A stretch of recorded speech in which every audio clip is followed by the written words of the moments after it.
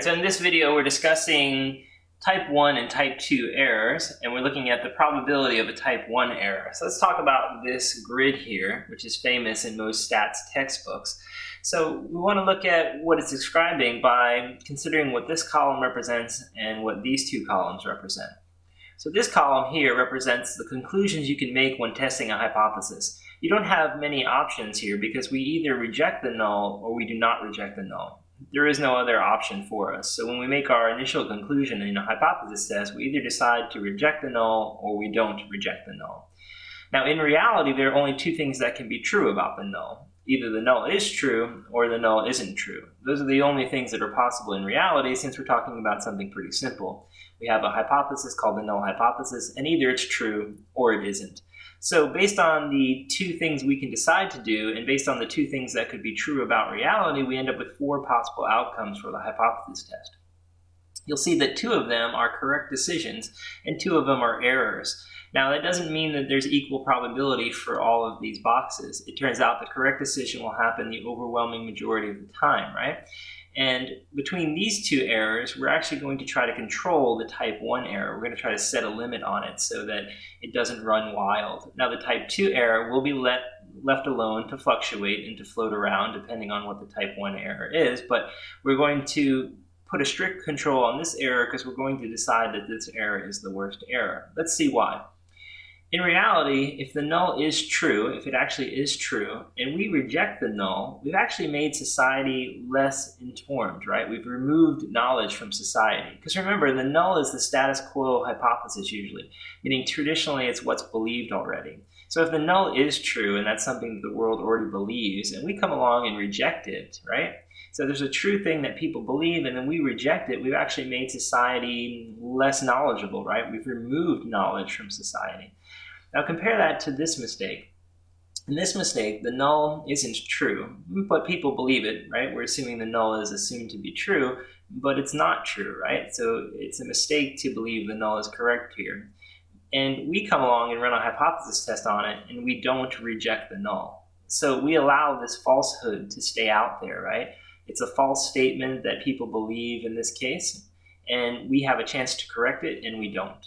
But if you think about the state of the world, it isn't any worse off than it was before, right? We had a chance to improve it, and we didn't, live up to that potential. We failed to overturn this false statement, but the world isn't worse for it, right? It's just the same, really. People still believe this mistaken thing. So if the null isn't true and you don't reject it, it's an error, but we're going to deem it to be a less severe error than this one. In the type 1 case, you're taking something that's true and you're overturning it and saying it's false, but in reality it is true. That's the worst error for us. So we're going to put a limit on this error, and that limit is going to be alpha. And the way it's going to work is pretty straightforward. The probability that we commit that type 1 error, we're going to use alpha to control it. In the case of a one-tailed test, that would either be a left-tailed test or a right-tailed test, the chance that we'll commit a type 1 error, the probability will be at most alpha. So what we want to remember here is this idea. For one-tailed test, the probability of a type 1 error is going to be at most alpha, meaning a maximum of alpha. It'll be no higher than that. So if I set alpha to be 2%, it'll be at most a 2% chance that I commit the type 1 error if I have a one-tailed test. That's either a left-tailed or right-tailed test. Now in the case of a two-tailed test, the probability will become exactly alpha. So if I set alpha to be 2%, the chance that I commit the type 1 error will be exactly 2%. It won't be any higher, it won't be any lower. That'll be the exact probability that I commit the mistake, right? So you can see if we just set alpha to something small, we'll make it less likely to commit the type 1.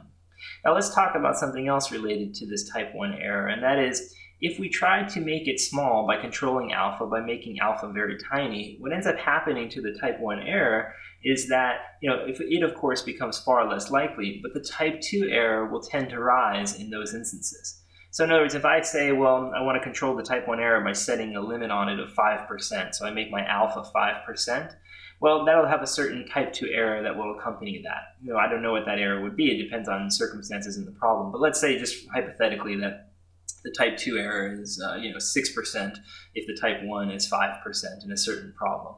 Well, if we were to then turn around and make the type 1 error something smaller, like we say, well, we want to be more strict, we want to prevent it from happening even more so we make it instead of 5%, 1%, that would tend to raise the type 2 error as a result, so that it might jump from, say, 6% to 10% now. The reason why this happens is because these are opposing errors trying to avoid them.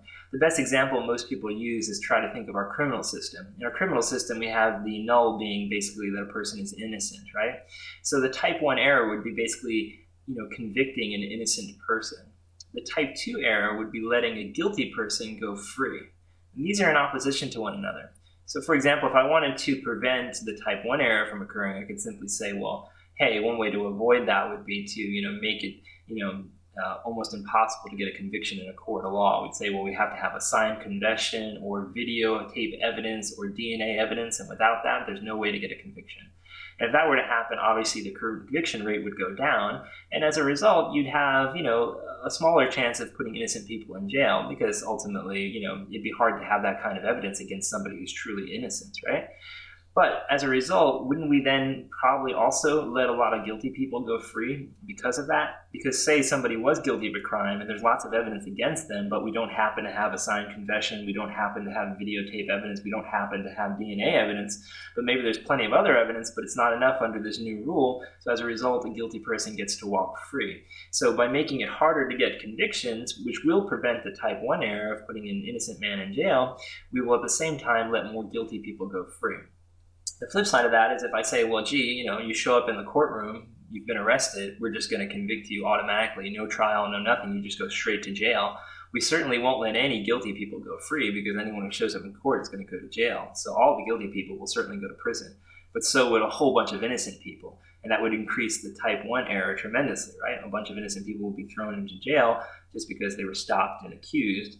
And as a result, we'd have a huge amount of type 1 error, but we'd also virtually eliminate the type 2 error. So that's the general problem, that if you try to lower one error, the other increases. So to compensate for that, there's one thing you can do. If you want to reduce both kinds of errors, you can increase the sample size. So to reduce the error rate for both a type 1 error and a type 2 error, we increase the sample size. And by doing that, we'll end up having a smaller likelihood of either error occurring. The kind of classic example in the criminal system would be thinking of DNA evidence, which basically makes it easier to distinguish the guilty from the innocent. And so both types of errors go down, right? DNA evidence helps us put guilty people in prison, so we're less likely to let a guilty person go free. And in the case of the type 1 error, we're less likely to put an innocent man in jail because DNA evidence can exonerate those people. All right, so try to remember then that if you want to reduce the type 1 error, you lower alpha, but as a result, you'll increase the likelihood of a type 2. To avoid that sort of trade-off, you can increase the sample size, and that will lower both types of error at the same time. So that's generally an overview. And don't forget that a type 1 error is the mistake of rejecting the null when it's true, and a type 2 is the mistake of not rejecting the null when it is false. If you put all these things together, that should give you a good overview of this box and this table. And don't forget this idea, which is very important as well.